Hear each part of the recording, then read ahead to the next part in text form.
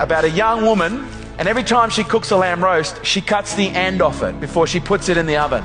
And then one day her husband says to her, "Honey, why do you cut the end off the lamb roast?" And she goes, "Well, I don't know. That's what my mum used to do." He goes, "Well, ring your mum. I want to know why." So she rings her mum and says, "Mum, why do you cut the end off a lamb roast?" And do you know what she said? "Because that's what your grandma used to do." She goes, "Let's do a group call and we'll ring her right now." And they ring Grandma. She's like, "Hello, Grandma, why did you used to cut the end off a lamb roast?" And she goes, "Well, honey, when I used to cook a lamb roast when you were young, our ovens weren't very big, so that was the only way we could fit them in the oven." 2 generations later, they're still cutting the leg off the lamb roast. Why? Because that's what they saw. Almost every behavior that is demonstrated in the world right now, it came from somewhere. And at some point, somebody, please stand up and take responsibility. Because we can point to somebody else. That's the fucking easy part. Anyone can blame. But at what point do we stand in front of the mirror and point at ourselves and go, "You know what? Maybe I'm actually part of the problem." Right now, we are surrounded by a disproportionate amount of entitled individuals who think they deserve a better world, but they're willing to do nothing to create it. All the dysfunction we're seeing in the world, it's not new. It's been there forever. It's now visible because of social media.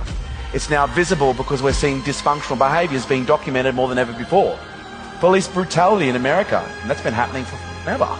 Okay, the only difference now is people are videoing it. Domestic violence, it's been happening for a very long time.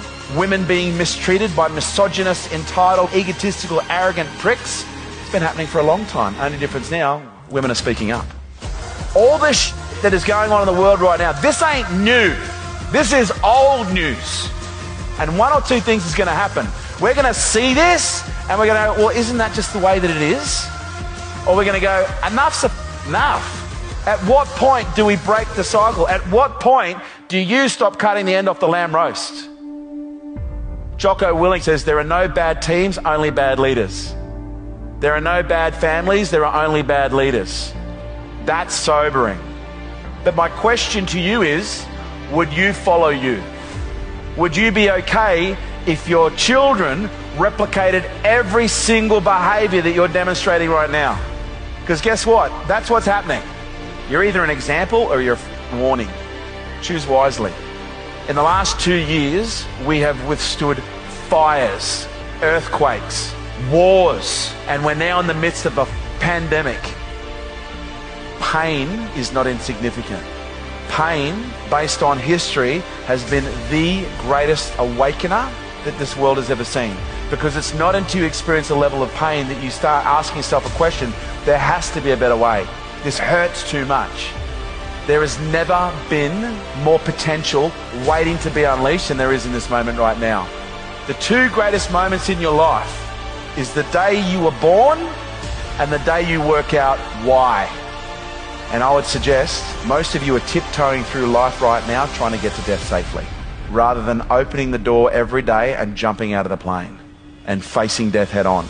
Because here's what I know, at some point you're going to die, every single one of you. But there's one thing that lives forever, and do you know what that is? It's legacy. And my question to you is, what do you want your legacy to be? What do you want to be remembered for? Because right now, you are writing in the history books your legacy. So you're either going to wait to nearly die, or you could just live now. The choice is yours. And have you ever watched a good movie where there was just that surprise twist at the ending that you didn't see coming? Maybe that's going to be your life. Maybe there's about to be a massive plot twist. And maybe that massive plot twist is a change in trajectory in your life and a change in the trajectory of every single person who knows you. But you need to find something that you're willing to die for, and then you need to live for it.